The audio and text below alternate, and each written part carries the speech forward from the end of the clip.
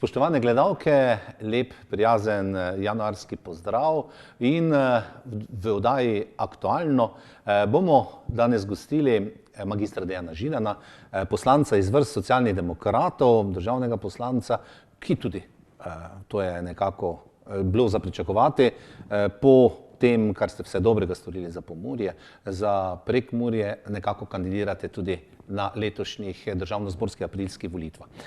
Najprej lep pozdrav. Lep pozdrav, seveda tudi z moje strani in seveda za vse gledalke in gledalce vaše cenjene televizije. Gremo k temu, da ste ena prvih poslanskih skupin oziroma prva stranka, ki ste že zgodaj v začetku meseca januarja tega leta, vsaj na tem našem področju v Prekmurju, predstavili kandidate za državnozborske volitve. Imate cilj 2, ste pa 3 kandidati, ne? Ja, poglejte, mi se ne gremo teh igric, bomo malo skrivali, malo bo nekdo govoril bom, ne bom, pa se pustil prositi na nogah, da na koncu pristane. Mi smo naše liste v resnici že daleč pred tem oblikovali, ker smo več čas upali, da bi mogoče le prišlo do predčasnih volitev, ker mi ocenjujemo, to poznate, sedanjo vlado kot zelo škodljivo za Prekmurje, Pomurje in Slovenijo. Tako da potem, ko se je pač videlo, da bodo 24. aprila volitve, je tudi korektno do naših ljudi, do občanov, da vedo, kdo so kandidati Socialnih demokratov. Pri nas je tudi takole, da se poslankam in poslancem ponudi stranka vedno možnost, da ponovno kandidirajo. Sam sem vprašal ljudi, ki delajo z mano v Murski Soboti, pa tudi v Beltincih in Moravskih Toplicah, to je moj volilni okraj, kako so zadovoljni z mojim delom, dobro so ga ocenili, dobil sem soglasno podporo in tako sem postal kandidat. Moram pa tudi reči, da sem vesel, da imamo v Prekmurju še 2 dobra kandidata, imamo mladega fanta Damjana Zrima, on je tudi občinski svetnik v Kuzmi, zelo aktiven, da je naš kandidat za Goričko, in tudi Vlasto Veren, ki jo vsi poznamo, izjemna gospa, ki je nekaj časa tudi živela v Lendavi, zelo dosti dela na področju pravic žensk v ženskem forumu, da je naša kandidatka za Lendavski konec. Torej vsaka volilna enota, ena je Goričko, pa del 2 vi in pa Lendavski konec, ne? Ja, mi smo del te večje volilne enote, ki se imenuje volilna enota Ptuj.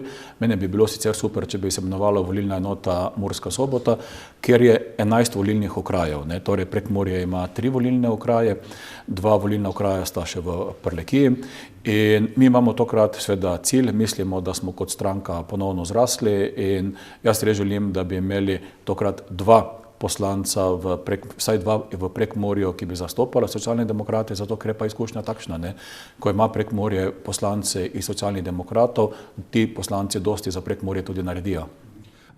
Kakšno je stanje na desnem bregu reke Mure? Imate podatek, je tisto področje že tudi predstavilo svoje kandidate? Nasploh v Sloveniji vsa območne organizacije so predstavile skoraj da hkrati verjetno. Kako je v Prlekiji, kaj ti tam nastavili? Ja, mi imamo tam tudi Stanko, zelo cenjena gospa, in v Gornji Radgoni Borisa, oba sta znana, ljudi jih poznajo, jih cenijo.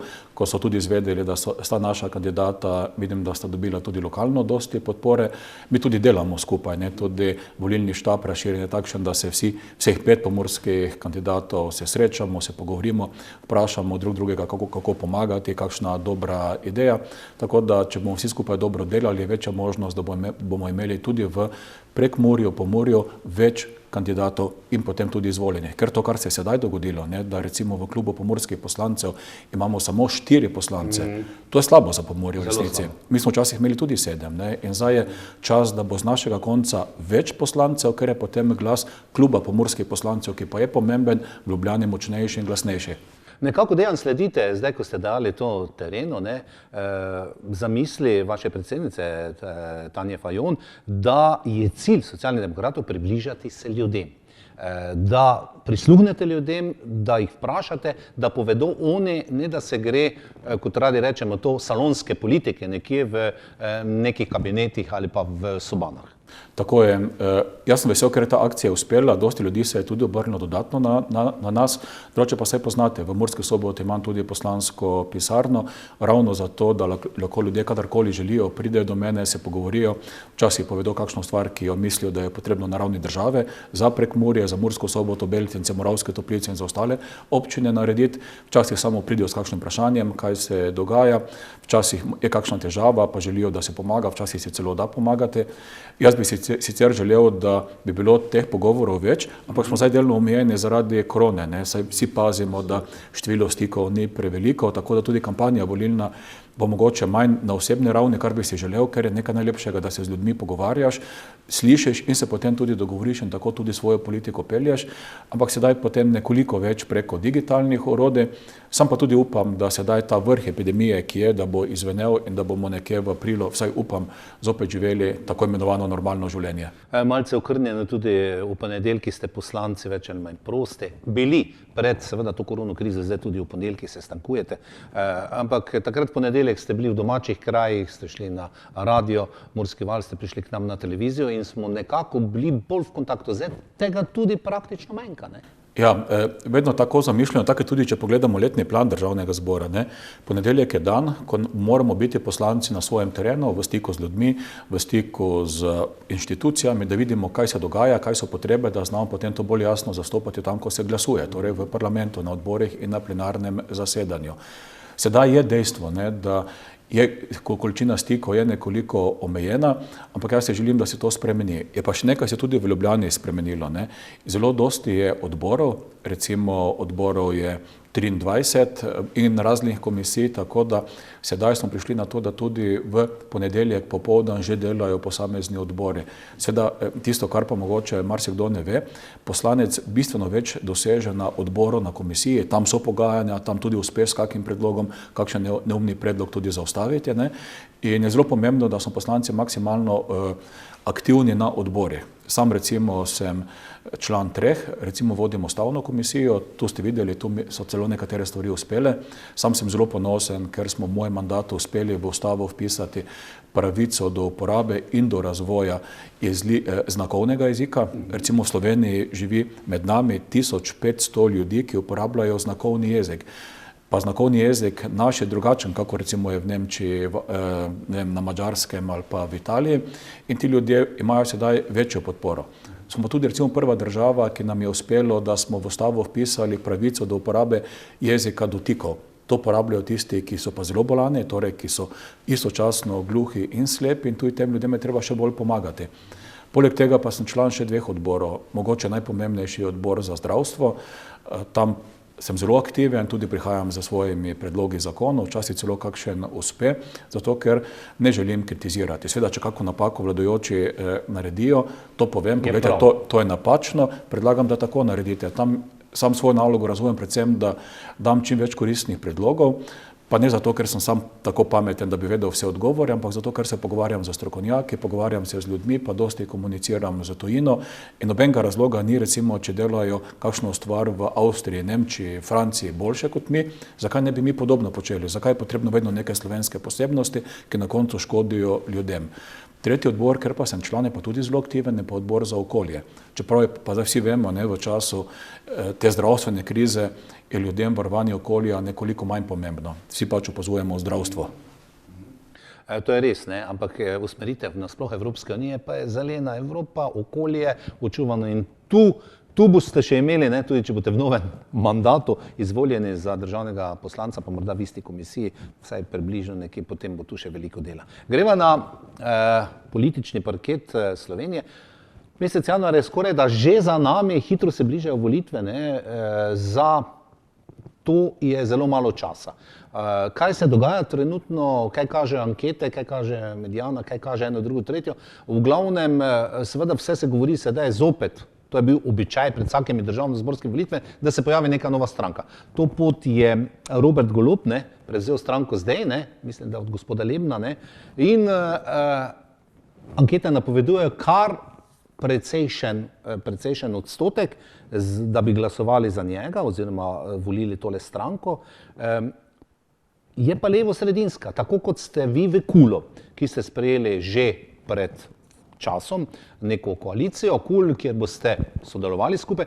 To se mi zdi zelo pomembno, kajti v prejšnji vladi ste bili isti KUL, pa ste se razhajali, morda je bil to tudi eden od vzrokov, da se je predala pravzaprav oblast gospodu Janezu Janši.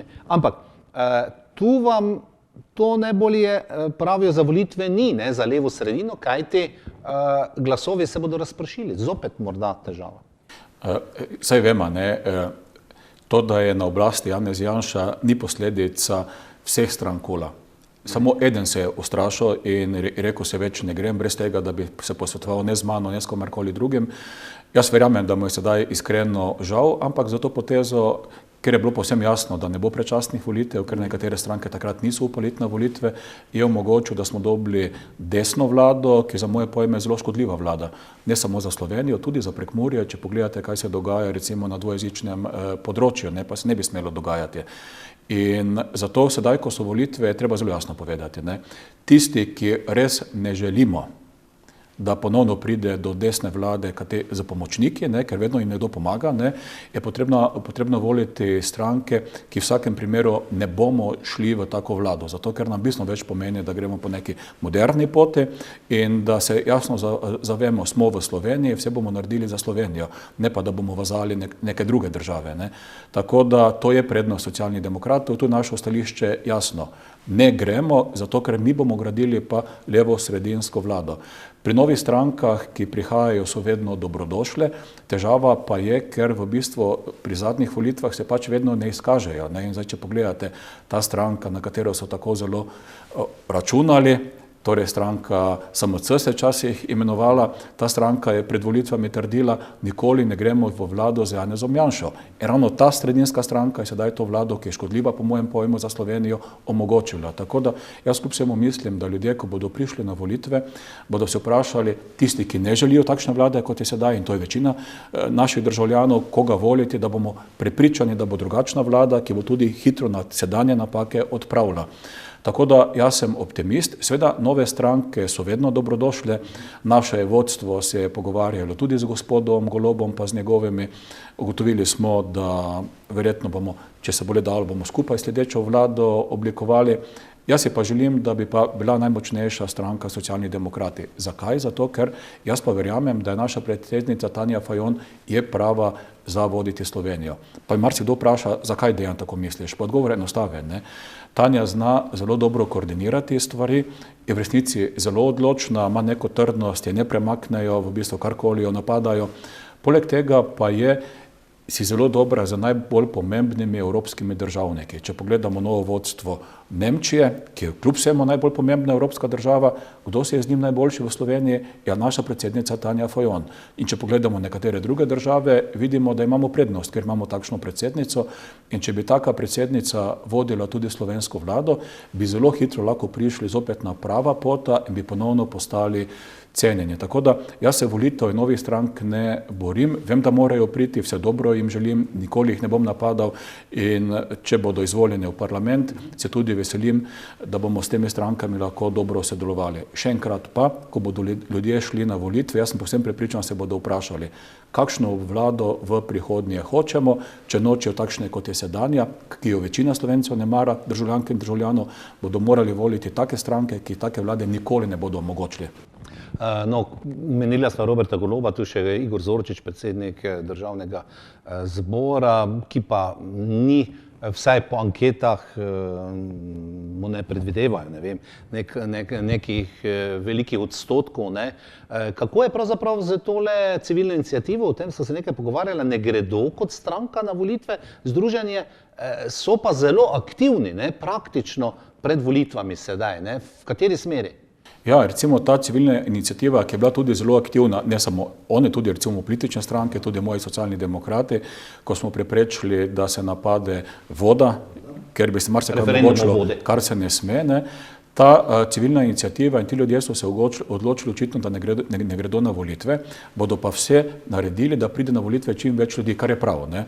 In političnim strankam, tudi moji, so že predali več kot 100 svojih vprašanj, zahtev in sedaj politične stranke na nje odgovarjamo, kje se strinjamo, kje imamo mogoče kakšen drugačen pogled in na podlagi teh naših odgovorov bodo oni, če se njih dobro razumejo, naredili en priročnik, tako da ljudje, ki jih ne zanimajo samo kdo so voditelji, ampak kaj je vsebina programov, kam se pride, če posamezno stranko voliš, bodo pač pogledali priročnik, navodila, kakorkoli bojo to imenovali civilne iniciative in se bodo lažje odločali, koga voliti. To je dobro, ker jaz si tudi želim, da se v Sloveniji ne bi volilo samo tiste, ki govorijo tako ali drugače, ki izgledajo tako ali drugače, ki so stari, mladi ali srednji, ampak da bi se volilo na enostavno vprašanje, kaj boš naredil za Prekmurje, za Mursko Soboto in za Slovenijo, če boš izvoljen.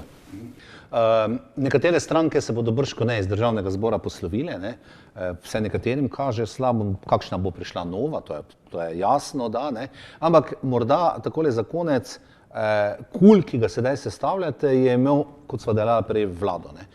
Izkušnja, ki se vam je zgodila, je verjetno tudi veliko opozorilo, da tega, če bo KUL imel večino in sestavil vlado, ne boste več ponovili oziroma da boste drugače odreagirali, vsaka šola nekaj stane.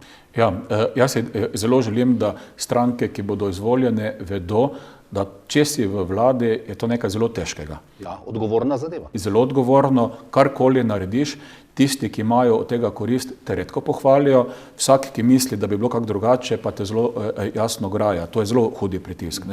Druga stvar pa je, ker so različne stranke, seveda, vedno bodo iskanja nekih skupnih rešitev. Ampak ta iskanja morajo potekati za zaprtimi vrati, ne se prepirati, ljudje smo že preč razdvojeni in potem pristati tudi na kakšne kompromise. Namreč, če je 5 strank, nikoli ne more biti 100% tako, kot ena misli, da bo, ampak se moraš recimo dogovoriti. Zato je pa tako zelo pomembno, da smo že pred volitvami osnovni sporazum podpisali, torej vsak, ki želi, vidi, kaj so osnovne usmeritve, in še bolj pomembno pa je, preden je vlada sestavljena, pa preden je izvoljena v državni zbor, da ima dober program.